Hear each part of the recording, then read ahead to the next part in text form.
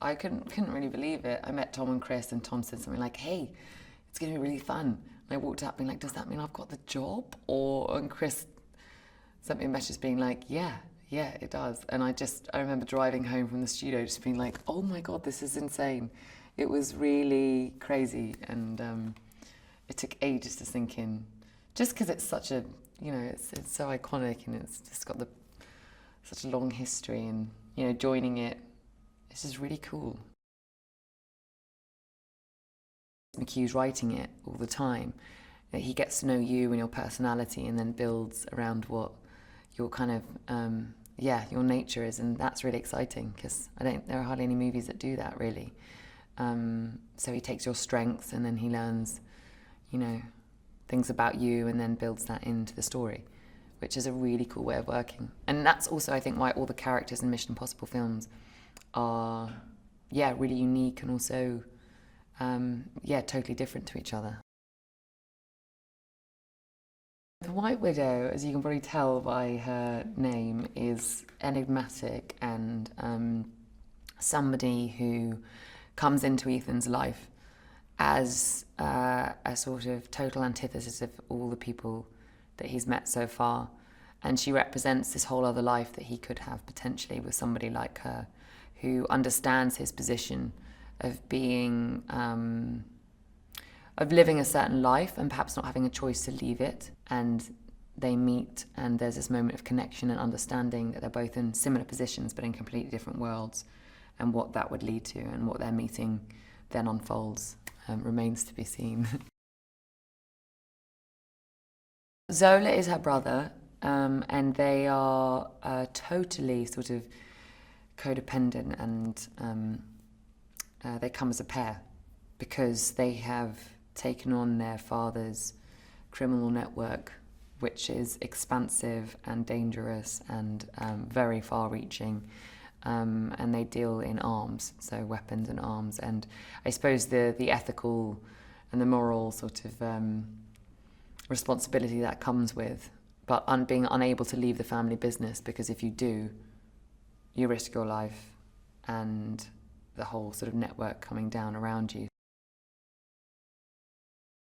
It became the kind of brother-sister dynamic, which is the kind of push and pull and who's in charge, who's serving who, and all the kind of sibling rivalry as well as love and everything else that comes with it. And that suddenly became really interesting. It was really exciting to think about emotionally how that would inform the story. This pair, this brother and sister that can't be parted, and suddenly Ethan comes in the middle of them, and how that unfolds. There's been a lot of sort of physical training. I mean, it's been 6 times a week. Yeah, really intense, but I've loved it because, you have to be able to keep up with Tom. If you need to run next to him, you've got to be able to do that. So that's actually been really challenging, and that's something I've never done before. I think Tom is the ultimate, sort of brilliant athlete, and so getting on board with that has been amazing. I've loved it. For our scene in Paris on the riverbank that morning, Tom and I sat inside an Easy Up with McHugh, and we were going through things, and I was saying, yeah, but what about this? Because I don't know whether she'd reveal this at this moment, or maybe it's better if I don't say this and I just do it with a look instead. So it's a really sort of improvisational, spontaneous sort of process, really. Tom and McHugh are like this little union. I mean, they're like a married couple. They're like fist bumping each other all the time. And like, hey, wait a minute. Like, I comment from the side. They're just so cool. But it's amazing because they're so relaxed and they speak the same language, and it's so easy that instantly makes everybody feel comfortable. And you can talk to either one of them about the scene or the moment, throw in ideas, and they'll either be like, maybe, or like, yeah, that's really cool. Let's try that. And so we've been on this whole journey, really, and we're still exploring it and discovering it, and it's been really fun with those two because they're great friends as well, and they're really fun. We just have such a laugh. Everyone's laughing all the time, which I love, so it makes it happy, really happy. That was pretty cool, closing down the whole of Paris in 20 minutes in night. And a friend of mine who's actually Parisian couldn't believe that somebody had got permission to do that, and it's like, well, of course, it's Tom. It's got to happen, He wants to drive a motorbike at 150 miles an hour through a crowded street, then he's going to do it, isn't he? What I love about women in Mission Impossible is that it's never gratuitous. You don't see them as sex symbols or, you know, getting undressed, or they're always completely women in their own right. They're not in relationship to the men. It's not like I'm the girlfriend of or whatever. Like Rebecca's character is entirely independent, utterly her own presence.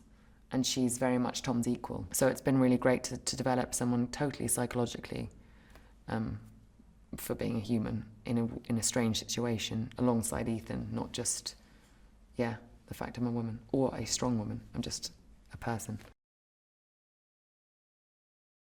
For me, watching it, knowing that these things are happening for real in front of you, I think is really exciting.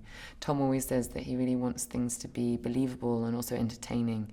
And I think with something as exciting and fast-paced and involves real stunts and new characters coming in and a character that we know and love in Ethan going on a totally new journey. And I think this film particularly, McHugh's talked a lot about how it's somebody who is meeting his internal self as well as having to deal with all these missions outside. It's a questioning of self, and this man who's had this extraordinary life is then questioning his own life and the choices he's made and the positions he's in.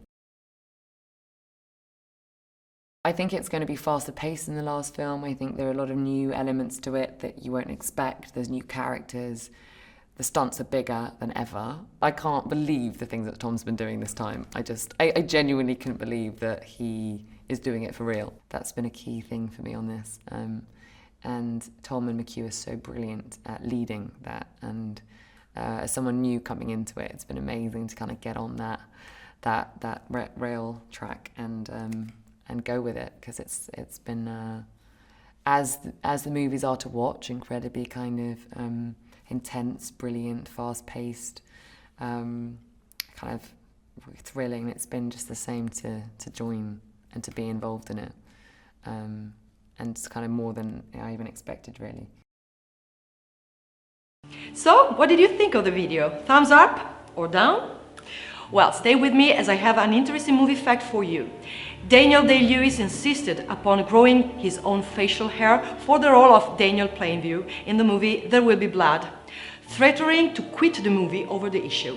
Filming was halted for 5 days while he cultivated his facial hair. Now, if you haven't already done it, remember to subscribe and click the notification bell to always receive the latest trailers the moment they are online. Bye bye!